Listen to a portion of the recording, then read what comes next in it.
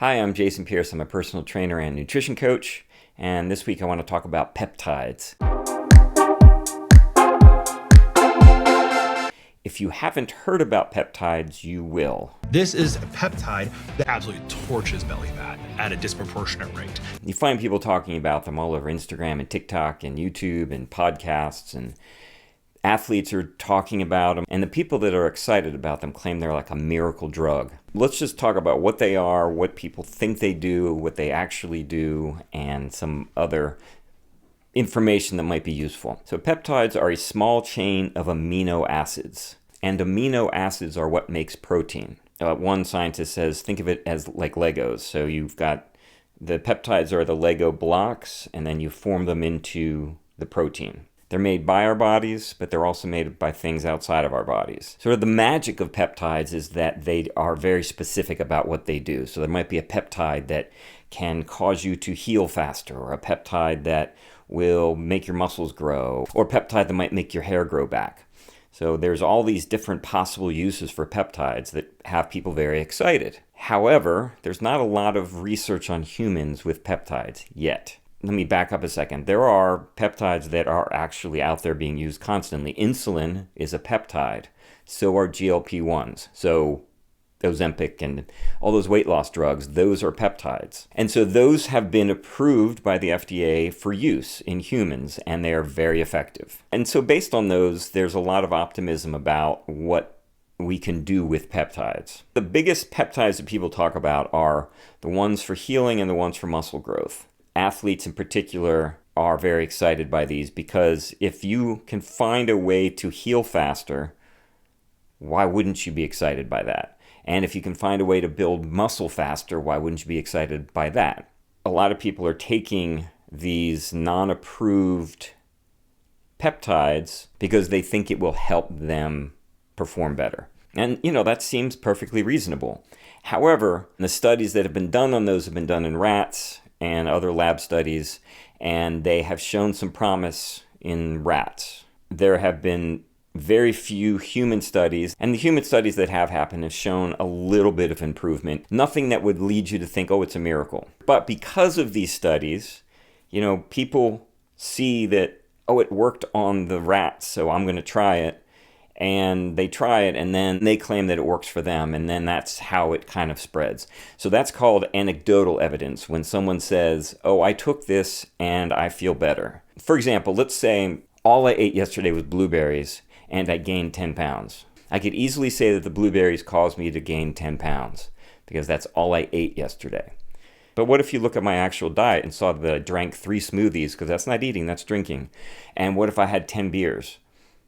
Well, maybe that's why I gained all that weight, not because of the blueberries. But you can focus in on one thing and claim that that is the thing that did the benefit or the non-benefit in this case. So you can be working out and eating well and getting good sleep, and you start taking peptides and you see improvement. Well, the improvement's probably there regardless of whether you're taking the peptides or not. And there's no way of knowing if the peptides did it or your diet did it or the fact that you're working out well. But what's the big deal anyway? Like, you can take peptides. They're out there. They're on the market, right? Well, here's the thing. The FDA approves medicines, so then those substances are regulated by the FDA. So you have to manufacture them a certain way. They have to have a certain number of this and that. You can't deviate from what you're allowed to do when the FDA approves something. Most of these peptides that people are talking about and excited about are covered under research. So companies are allowed to manufacture these, but only for research purposes.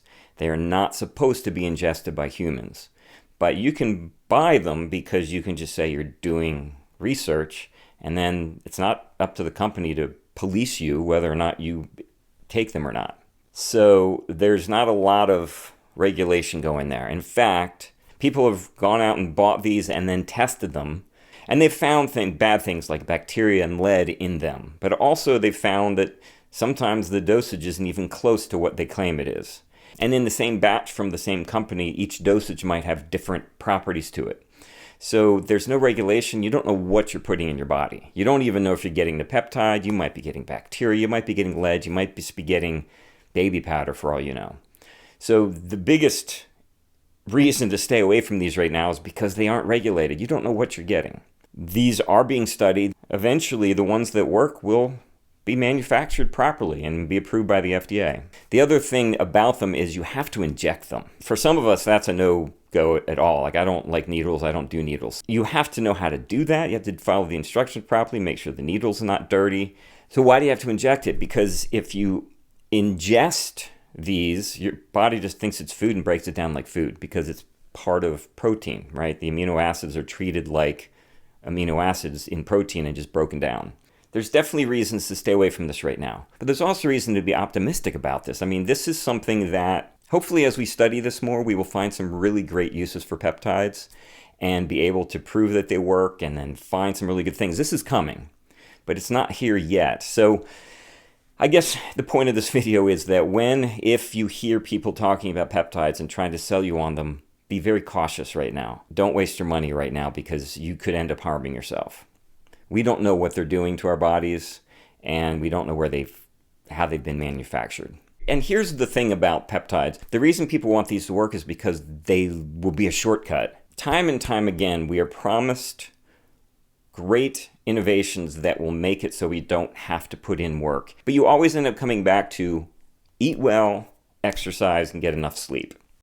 If we've learned anything from the GLP-1s is that they are an amazing tool, but their effectiveness is really tied to how much you work out, change your diet, and take care of yourself. On top of that, yes, it's a great tool. It's a great way to lose the weight and start feeling confident about that, but you need the exercise and you need the proper diet on top of it. So I think that's what we're going to find with most of these peptides is that, yes, they will help push you in the right direction, but you're going to have to put in the work yourself. It's not a miracle, unfortunately, and we have to be patient with them until they are actually properly studied.